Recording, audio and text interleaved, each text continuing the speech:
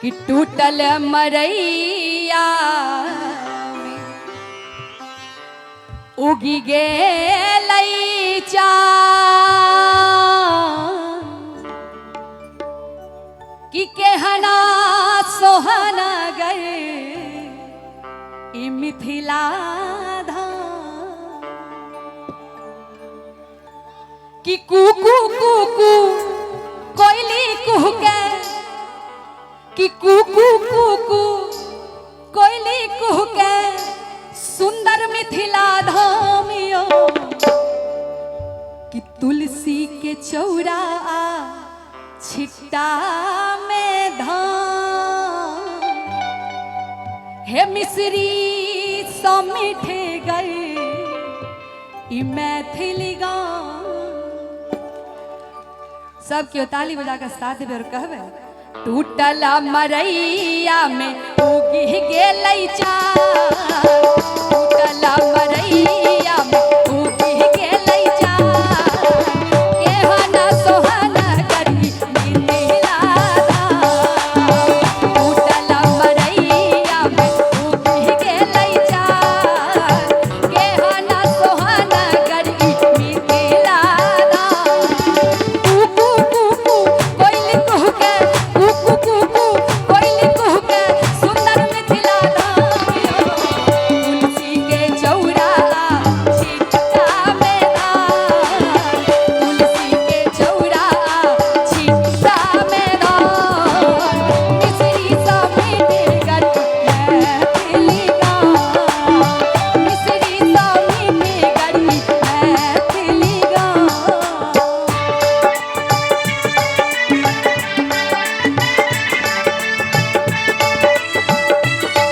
बाजू बाजू मिथिला धाम की जय हो।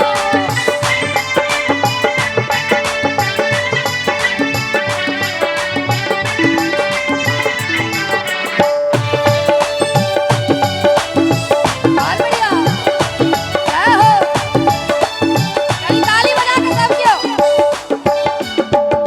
कोशी कमला पैर पखारे महिमा छई भारी कोशी कमला पैर पखारे कोशी कमला पैर पखारे महिमा छई भारी सीता राधा पार्वती संग मिथिला के सब नारी सीता राधा पार्वती संग मिथिला के सब नारी कि कोशी कमला पैर पखारे महिमा छई भारी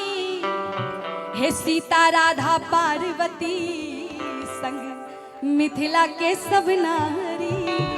और विद्यापति सन जय हो विद्यापति सन विद्यापति सन भेला विद्वान विद्यापति सन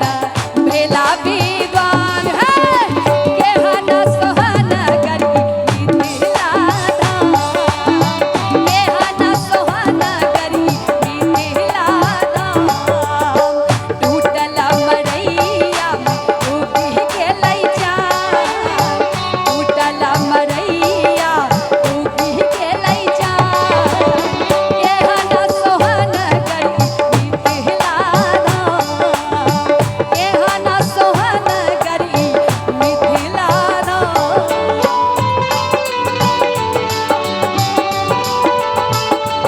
ओहो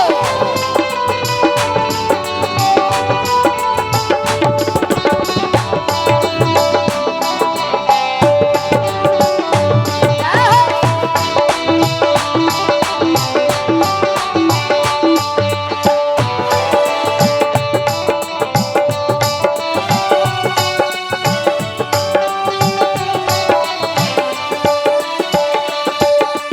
उत्तर में गिरिराज हिमालय त्रिशूल लेने ठाढ़ छथिन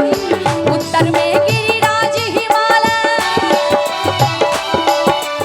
उत्तर में गिरिराज हिमालय त्रिशूल लेने ठाढ़ छथिन तिरहुत के त्योहार छै नाम शालिग्राम अवतार छथिन तिरहुत के त्योहार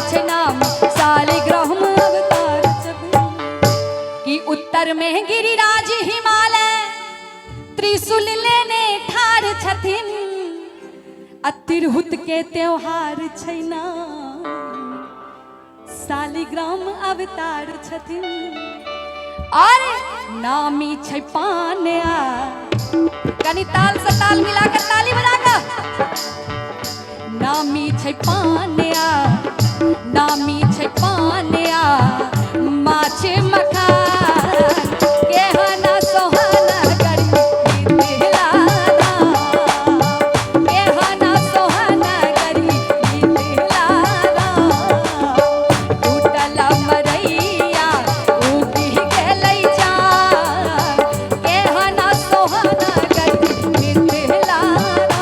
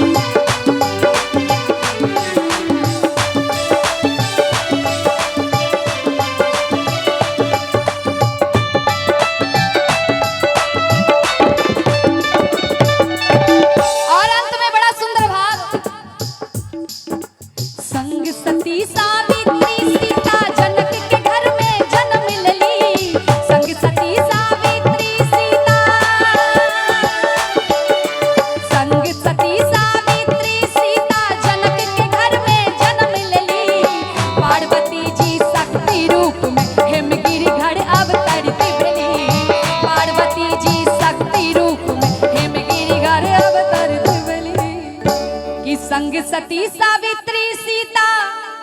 जनक के घर में जन्म लेली हे पार्वती जी शक्ति रूप में हेमगिरी घर अवतरित भेली और एक बेर चारू बगल से चाहब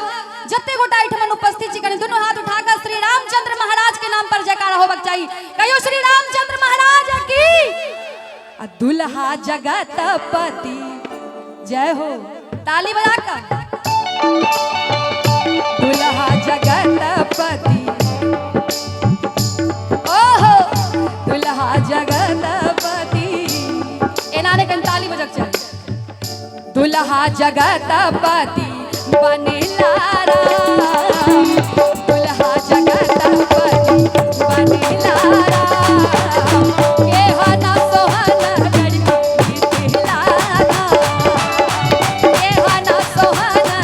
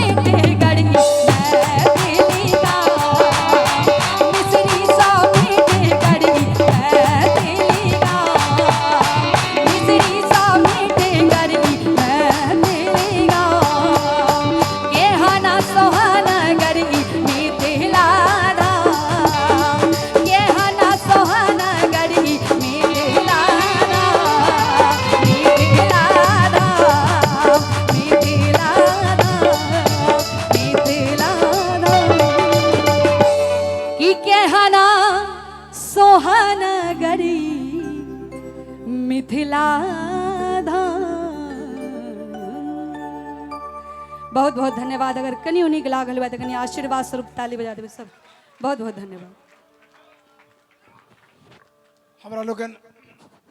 हमरा लोगन कर पूजा जा रुचि के सुन रहल चलो।